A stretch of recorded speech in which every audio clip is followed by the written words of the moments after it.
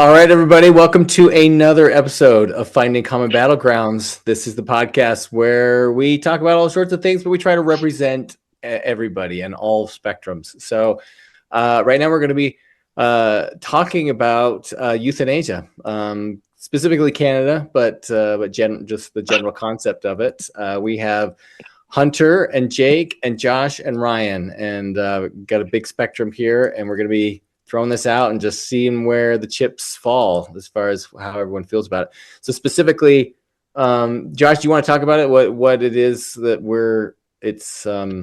I just barely heard about this, but apparently in Canada, I think a year or two ago, they made it legal that if government-assisted suicide is perfectly fine, and it's not if you're just sick.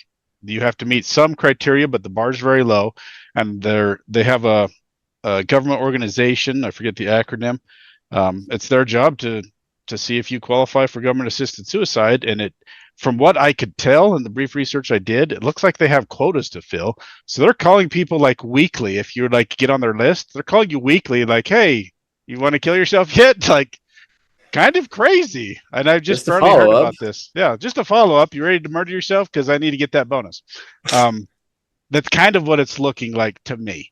That cannot be right. That's what I heard today. Again, I didn't think we were going to talk about this tonight. I heard that today on a podcast.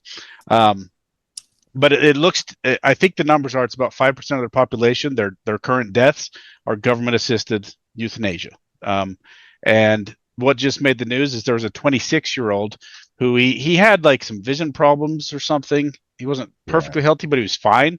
And he was just depressed. And he killed himself with government-assisted suicide. And his family's pissed about it because they found out 4 days after his murder or death that the government helped him kill himself because he was depressed. I already kind of went into that wasn't a very good overview. That's why I don't do the intros. I was very biased there. That's yeah. Well, I'm curious where people stand on this. That it's perfect. It seems perfectly fine in Canada to kill yourself whether you're sick or not. Yeah, Ryan, what do you think? Okay. This is a little tricky, right? So I was looking up just stuff on the side while Josh was kind of presenting this topic. It's called MAiD in Canada, right? So it's medical assistance in dying.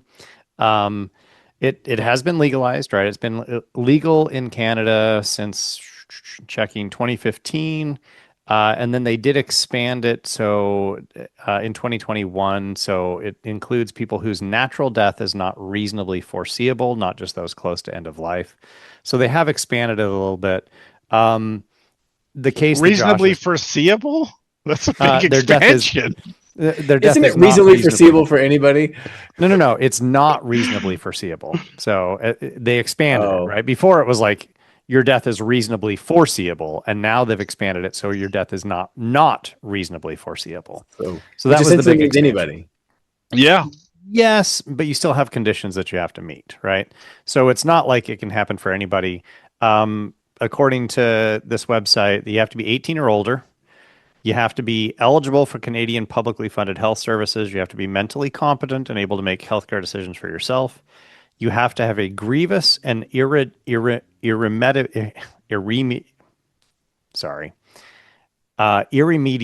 medical condition. My apologies. So some sort of serious illness, disease, or a disability in an advanced state of irreversible decline causing unbearable suffering that cannot be relieved to their satisfaction. That's where there's some fluidity to that, right? Some kind of chronic suffering, kind of chronic ailment. But it also it can't be relieved to your satisfaction. So if you have depression and somebody's saying like, this is just, it's not going to get better and I will not be satisfied regardless, does that count? That's where I think you get into that gray area. Make a voluntary request free from external pressure and then give informed consent. You do not have to be terminally ill anymore. Real quick clarification on what Josh said. So I think he said it, but like the way he said it first was a little different. He said it's 5% of people in Canada, and then he said 5% of deaths. Deaths, yes. That's very different, right? No. So 5% of people in Canada killing themselves would be millions of Canadians. No, I wasn't trying to mislead. I read it 16,000 last year. That's what I read. So 5% of the deaths, right? Which would probably put it in like top 10 leading causes of death. I mean, it's still gonna be after cancer and heart disease. Those are the number 1 and number 2. But it might have moved it up into like the top 10 leading causes of death, which is pretty interesting. Anyway, so just quick clarifications. I wrestle with these questions in my classes, right? And I would love to get everybody's take on this. Is suicide a victimless crime? Because right now in the U.S., right now in the U.S., it is considered a crime. Is it a victimless crime? I would love to we've got two attorneys on this call. Give me your take, attorneys. I made Hunter go first last time, so I'll go first this time. I think I'm gonna try to answer this really quick. So by telling a long story, but I'm gonna summarize it super fast. I got yelled at in law school multiple times because I kept bringing morals into laws. And I was like, well, that doesn't make sense. Like, morals is how we create laws. Like, if we don't have morals, we don't have laws. Like, if I don't have morals about where I stand on something, why would I need a law about not doing that thing? And believe it or not, I got yelled at regularly for saying morals are the foundation of laws, which doesn't make sense. It's law school, which kind of feeds into this whole, is education even worth it? Because it's crazy what people get away with in law school. But I think morally, my position there is that no, it's not a victimless crime. Like, and I can't help but put myself in that position. Like, if I was to take my own life, my whole family would be huge victims to that. Especially if they were to like find me or something like that. So I mean, permanent damage to them, not only financially but emotionally. Like, I don't think it's victimless. Hunter? Yeah, I agree. Morally, there's obvious victims to people around you, but strictly in the legal sense, is it really harming anyone else? Is someone else suffering, damaged, needs some kind of restitution? No, there's no other victim. Well, and I guess we have to be in the law. It's I've heard a bunch of people say it's a very precise endeavor, and if you're not precise, then we don't really know how to answer the question. So there's a difference between. Oh, go ahead. I was just gonna say, my thought with these people who are depressed, if heart disease is the number 1 killer, they just need to eat more McDonald's and they'd be happy, and then they'd be fine. It'll take care of it. The problem will take care of itself. But it's going to take like 60 years to do it. Is the problem? Yeah. So how much McDonald's you eat? Yeah. No, that was just. But. I know. All right. So that was my initial kind of point. Is okay. Like, you're attempting a crime, if you will, but you are the victim of the crime. And I get Jake's point, right? So if we're thinking about it morally and like bigger kind of social ramifications, absolutely there could be other people who suffer as a result of this. But at the end of the day, you're taking your own life. Mm-hmm. I personally don't think that suicide should be criminalized at all, right? I'm just not in that camp. I think people should have the right to take their life. That's the one thing that you own. I hate to describe it as ownership, but we think about things as ownership, right? You own your own body. My body, you own your life. Yeah. So if it is your body, your choice, it's arguably a victimless crime, right? Again, ignoring the social consequences of this. So why would I freak out if people want to die? Like, that isn't that their right? Right? Like, we have a right to life. Okay. Why do I have to continue to live my life if I don't want to? Isn't that ultimately my decision? No. Okay, Ryan, you're walking along a bridge in Tampa, and there's a guy standing on the edge of the bridge, and as you're walking up to him, you realize he's about to jump. Yep. What is your instinct? To cheer him on, to take out your phone and film it, or to run over and grab him and try to save his life? Or push him. Oh, you want to die? See ya, sucker! I'm not going to push him, right? I think now it is tricky, right? No. My instinct would be to try and help, right? That's my genuine instinct. Why? I would want to help because I don't know the situation, right? Now, if I paused and I was like, "Hey, dude, like, what's going on?" and he said, my whole family died in a car accident, a month ago. I've lost everything. My life is horrible, disastrous, and terrible. I have nothing left to live for, and there's nothing you can say that can stop me. I might still push for just a second, right? Like, I'm going to push, like, dude, like, really? You really don't want to, like, pause and think about this? But if the dude jumps, like, yeah, there will be some trauma for me, right? Absolutely, there's going to be trauma for me. But is it my job to stop him? Yes. Why? It's his life. I want to see this unfold. That is you're like, finally you have a 5-minute conversation, and you're like, okay, go ahead. Sounds good. The cops show up, people are rushing up, and Ryan's like, nothing to see here. He doesn't want to be saved. He's got a really good, compelling justification for why he's about to kill himself. That is pure evil. Go, Jake. Pure evil? Yeah. It is his decision, and you're basically saying he doesn't have a right to make his own decisions. You're taking his rights away. Come on, libertarian brother. No, it has nothing to do with his rights. Here's where I fundamentally disagree with you. Here's where I fundamentally disagree. You said his body, his choice. On a moral, religious level, I disagree with that. It's not your body. Okay. And again, you won't like this. You hate when I bring religion into it, but that's what it comes down to for me. God gave me this body. My life is not mine. Okay. It can be taken at any time. It's not mine to just decide when I end it. If I'm a religious person, God prescribed me an experience here, and it's my job to live that experience and do with it the best that I can. Not to say, not to phone it in and go, I'm done. And as I'm going to be personal here, as a man just coming through the tail end of a midlife crisis, there were days where life sucked. I was depressed. There were days where I was pretty dang close to going, you know what? I don't want to be here anymore. This sucks. I'm done. And I was so grateful that God cared about me enough to put people in my way on those days just to show me, hey, somebody cares. Like, keep going. We're really going to take that away from people and say we should remove all roadblocks when somebody's going through the worst part of life, when they're probably learning the most and being humbled the most.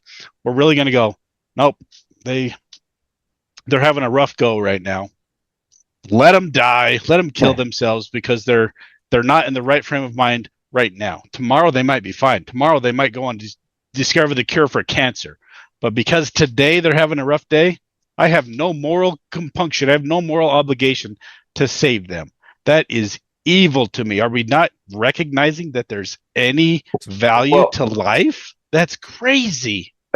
I guess, Josh, I would and I'm surprised because coming onto this podcast, I really thought I'd align more with Josh on a lot of these issues, but I haven't. I knew you wouldn't. Yeah, on some of these things, I definitely haven't. But I think when we're particular about what are we actually talking about? Because in Canada, Ryan did a pretty good job of explaining some of these rules, but I was reading some more of them.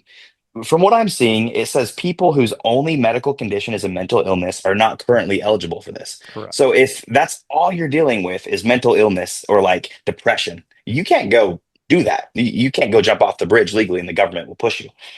Also, it says that there's really strict safeguards and assessment processes to ensure eligibility and protect individuals. I mean, if there's enough guide rails here to say this isn't the worst day of your life, it's not circumstantial depression is why you're ending your life. It's long-term, like debilitative diseases that make it so I can't even function. Yeah, let him go. If he doesn't want to be here anymore, awesome. I wouldn't want to be here in that condition either. And the only thing I can think of, and this sounds very dramatic, my wife says I'm dramatic all the time, but if I get if my toe hurts and it hurts to walk, I'm a crybaby. I'm like, this sucks. I don't want to be here anymore. Like, this is trash. And so, like, if you were in a condition where I couldn't walk, my bones hurt, I had like severe rheumatoid arthritis and I couldn't do anything anymore, I probably wouldn't want to be here either. Let me go. It's my body. I want to die. Let me die. You do that to your girls? Doctor, well, I mean, doctor, my foot hurts. Have you tried kill yourself? You try to. That's the prescription you're prescribing here. Yeah, and I couldn't agree. I couldn't disagree more. Yeah, and I think it comes to the safeguards and processes. If those are put in place, then so the story I heard today, I didn't know we were talking about this. I should have fact checked it, but the story I heard was there was a 26-year-old man. He had some condition, but it was very livable, and he had like poor eyesight. Like he had three things. His name was Keanu Vafayan. Okay, what were his conditions? Old, type 1 diabetes, blind in one eye, and he had depression. Okay. He was initially denied. And then he fought it. And his family is not happy, but he fought it and eventually... All right, but look at his conditions. Blind in one eye. You can function with one freaking eye. Diabetes. I have plenty of friends and family members with diabetes, and they're living a really good life.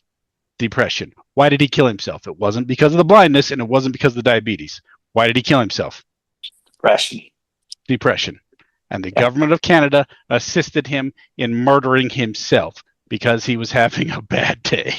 Okay. And maybe doesn't he have agency, Josh? Depression is not a bad day. Just to be clear, I get it. It's not a bad day. I had a bad 6 years. I get it. I get it now. I didn't used to. I used to say depressed people were just being sissies and they needed to sack up, right? I get it. But boy, am I glad I didn't frickin' end it.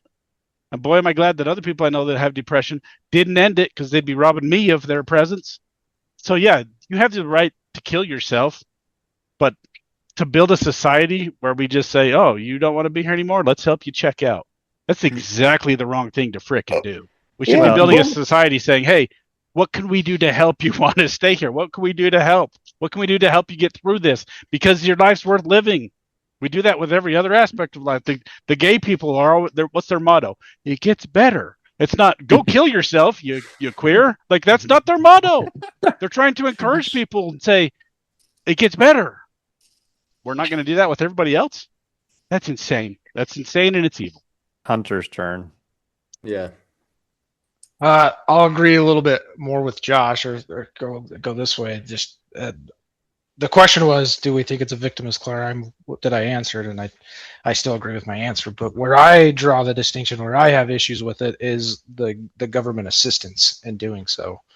I don't like any government assistance in dying. It just doesn't make. I have an issue too with having doctors perform this kind of stuff. I mean, they're supposed to take a Hippocratic oath to do no harm. Well, killing your patient on purpose seems like it's a bad practice for doctors to develop. But I also don't like paying to help someone do that. I have a moral issue there with the help. People commit suicide all the time, and it's an issue with society at large, and it's, whether the government helps or not, it's going to be an issue. But I don't like it becoming a government program. 9mm is pretty cheap, but so that's your preference. If someone really wants to do it, he's going to buy a 9, not go to the doctor. Wow, that's okay. But I do have an issue with a government program to do so. Well, I mean, I'm assuming this is drugs, right? Like it's they're not walking up with guns and shooting them. Right, hold still. If they were, Josh might be moving to Canada to be like, I get to use my guns finally. I'm messing with you, Josh. I'm messing with you. I might shoot the doctors. No, I'm sure it's chemical. I'm sure it's medical. So I do want to just push a little bit back on Hunter, right? So we started with like the most ambiguous gray case, which is somebody who has depression. Imagine somebody has, they're 85 and they've just gotten a clinical diagnosis that they've got cancer riddling their body, and they've got 6 months to live. Best case scenario, maybe 3 months. And it's going to be miserable, horrific pain for the next 3 months of their life. There is no turning around from this, right? It is a guaranteed death sentence. Is a doctor actually causing harm to this person by ending their suffering under their control? Or are they minimizing harm by minimizing the suffering that this person is going to have and letting them end things on their own terms? So in my mind, I don't see that as causing harm at all. And I'd love to get like other people's take that, so like go to the actual scenario for which this was really created. This specific case of the 26-year-old is a very gray, ambiguous case. Like everybody's fighting over this. I get that. It's a gray case. But the person who's 85 and on their deathbed and like it's just going to be miserable suffering for 3 months and then they die. Is that really as gray? No, it's not as gray. Just as bad, in my opinion. And I think maybe my opinion differs from Josh's because, I mean, not to say I've like personally experienced like seeing someone commit suicide, but I had quite a few. So this is horribly dark, but they called my high school Suicide High for a long time because so many people would commit suicide in my graduating Kids. class. Yeah, kids, tons of them. Um, and we heard the stories, like being a 16-year-old, like hearing the story about like one of your peers hung himself with a belt and he was found by his younger sister. I mean, pretty freaking traumatic. And I think in my mind, this kid in Canada who had the eye problems, he was going to find a way to do it.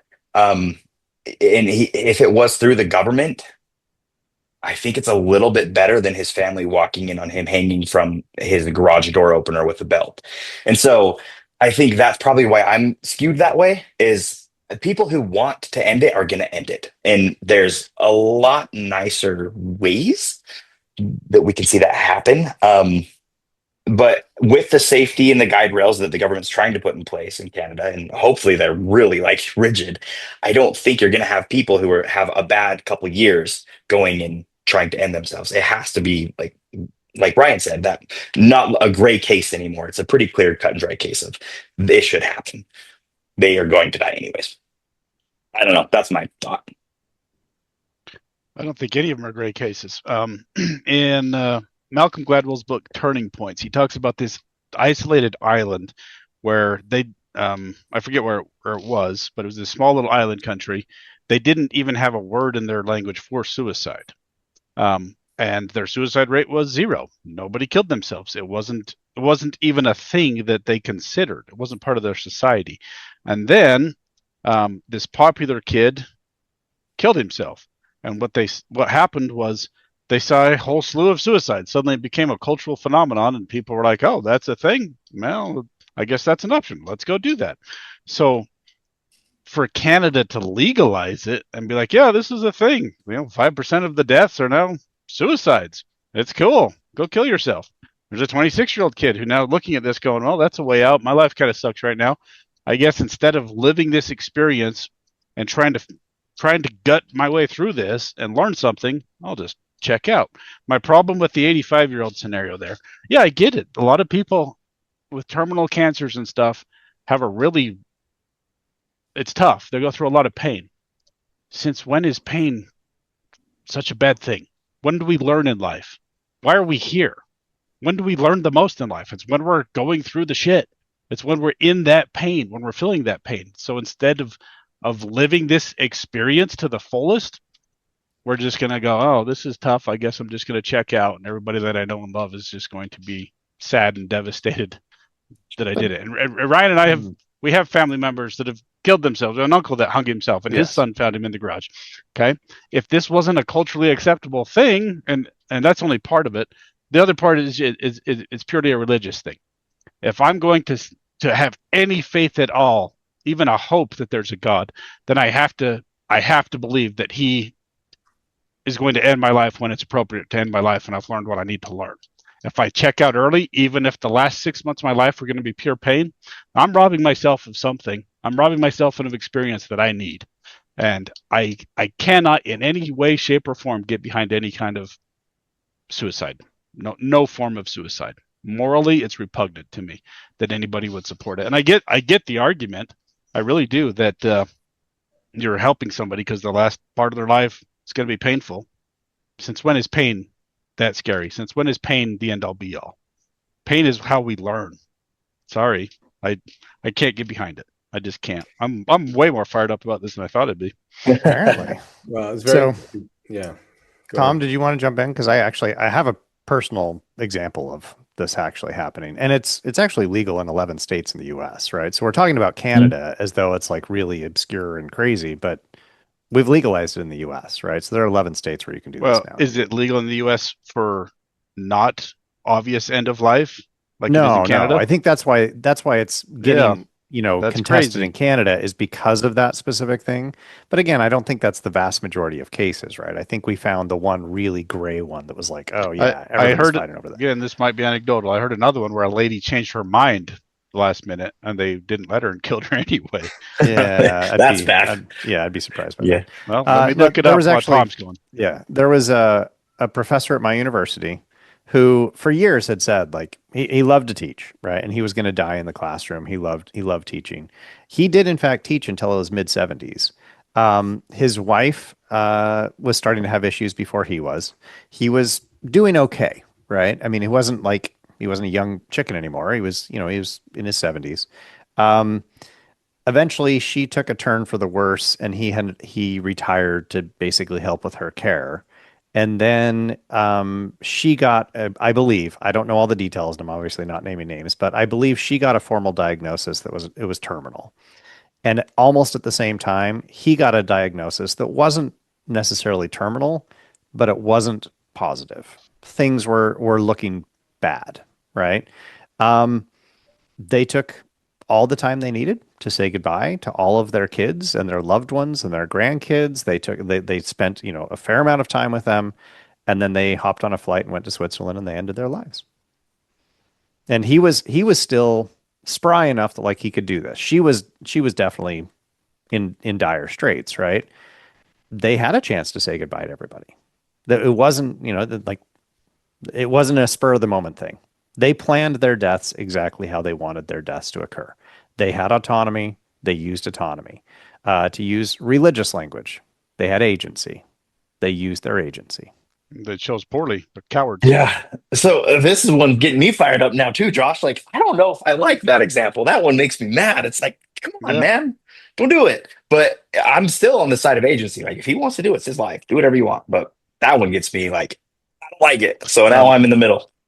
There was a case. It's Mrs. B, the MAiD up in Canada, hasn't revealed names, I guess, but she was 80 something, and Mrs. B, she was having complications from a surgery. She requested MAiD service, then changed her mind and wanted palliative care instead, and they denied her. It looks like they denied her any other health care and essentially killed her. Wait, I changed my mind. Yeah, she changed her mind. I'm not dead yet. I'm not dead yet. I'm with Hunter. I think I now that I'm thinking it through, I'm like, I don't. You're with Hunter. You want to just hand out 9mm? Well, I don't see any reason why the government guns for everybody. I don't see where the government should be involved in facilitating death, and I'm going to assume it's because they have socialized medicine. Yes, they do. They have universal health care there. Absolutely. But like, yeah, it's just such a weird thing. Like, and I've always been fascinated with that idea. Even the death penalty, I think, is such a weird thing. You're like, you need help killing yourself. Like, there's like 100 ways to kill myself in my house right now. I'm like, and you're like, you need to go to the government to get this done. I'm like, come on, this should be. I'm like, can we just legalize some sign, a hat you wear that's like, I'm open to getting knocked off? Like, somebody, you having a bad day, or put you on Squid Games or something like that, and just get it done. Oh my gosh, he wants to legalize the Running Man. Yeah, seriously, right? That I might get behind. I would get behind that. Gosh. Oh my gosh. Josh is fine with suicide by cop, basically. No. I want to be entertained by it. Oh my god. We're gonna put you on a game show and let a guy named Freeze Ray kill you with a hockey stick or something. That's cool. That's not just killing yourself. That's how I'd want to go. I mean, at the end, you have to have like a prize if you kill Freeze Ray, right? So it's not suicide. The good news about the government having anything to do with it is the bureaucracy's red tape always takes years to get through. So by the time you get through it, maybe you'll change your mind. But I think going off of like the hypothetical, like the 85-year-old with terminal cancer, like, yeah, end of life care, like radiology and just being on pain meds, you're hardly there anyway. Like, I understand that. And I think there is like a humane way to go. If you're going to go in 3 months anyway, like I have less of an issue with that. It feels like it would be easy.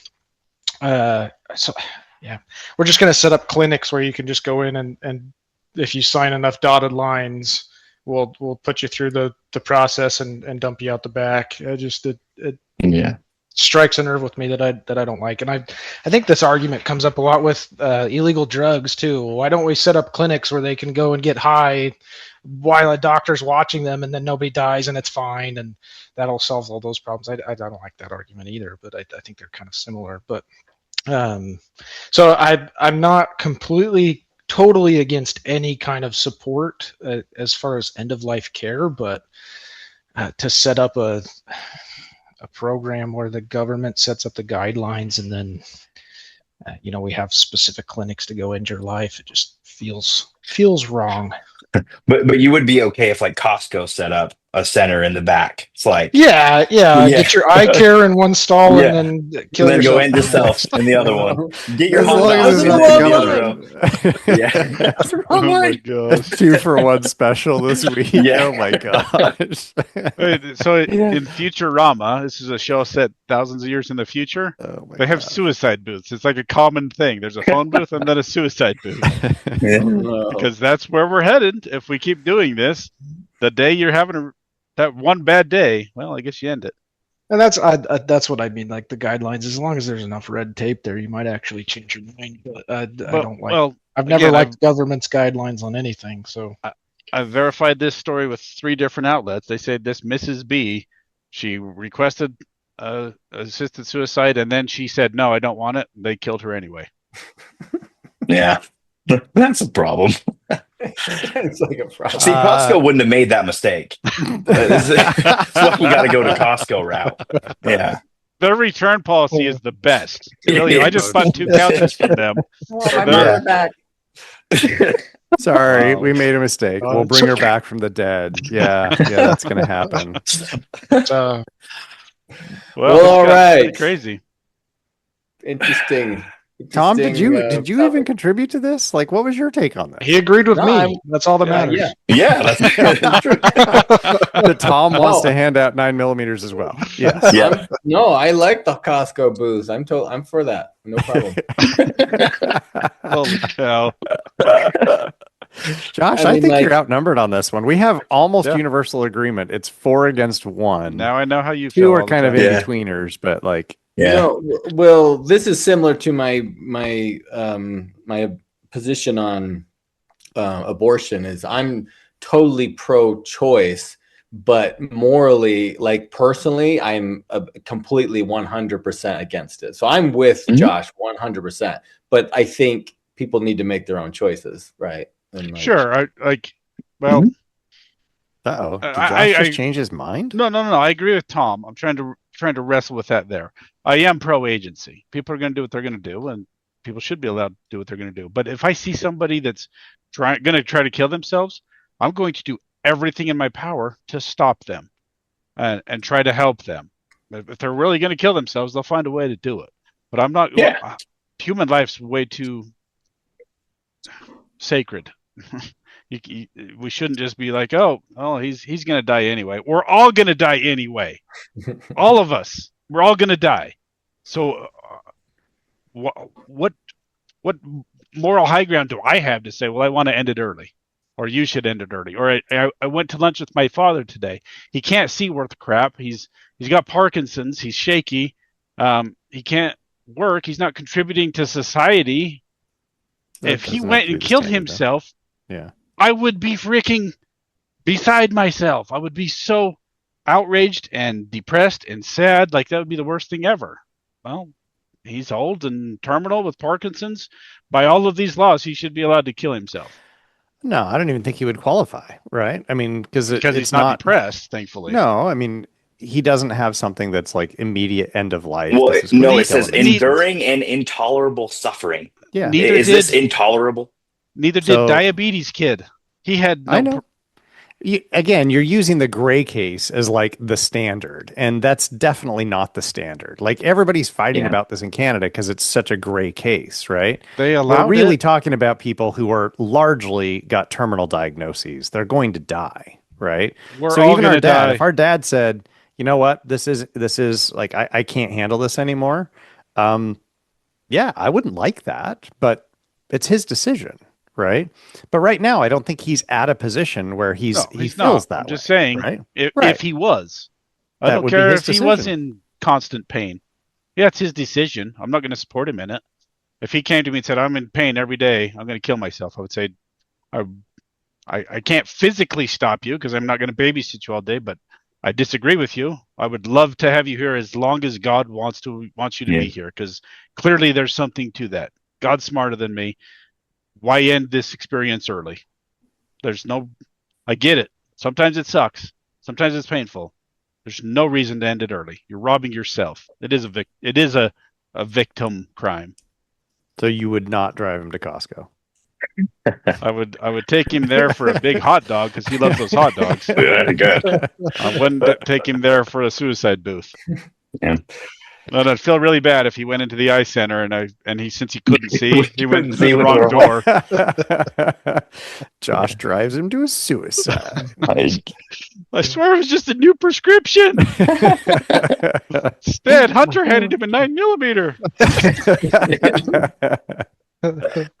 Well, that was interesting. Yeah. It was. Glad we brought it up. Also, Canada sucks. America just smashed them in the Olympics, and they lost apparently their whole sense of country identity because they know they are inferior to us in every way, and they only exist because of us. And the only thing they had was this game, and we just beat them at their own game. So screw you, Canada. We don't want you for the 51st state. We'll take Alberta. The rest of you can all go dine on fire. Oh, jeez. I think that's my favorite part about America is we don't care about most sports until it comes around once every 4 years, and then we're going to beat you at every sport you think you're good at. Like, we're America. We're going to win that gold medal. I love it. As Jake said in the last podcast, that'll bring us all together. We don't care what your politics are. Go frickin' beat these commies in Russia or wherever. Oh, yeah. Bring home the gold. Baby. Bring home the gold. We're about curling. winning. Yeah. Curling. All right. On that note, we'll call it a night. Thanks, everybody, for tuning in. Good night. Josh, we may not always agree when it comes to politics, even though we're trying, but there is one thing we agree on. There is only one way to clean up after going to the bathroom, and that's with a Lux bidet. I've been a proud owner of a Lux bidet for years. I have literally owned a Lux Neo 320 since 2013. That's the warm water model. Talk about happy, fun, poopy time. When I leave the bathroom, I know I'm clean and ready to talk politics in a civilized manner. Exactly. Using a toilet without a bidet is about as uncivilized as it gets. Civil conversations demand civil hygiene practices. And that is why our listeners should get themselves a Lux bidet. And just to be clear, Lux is not supporting one side or the other in this podcast. They support civil conversations and clean butts.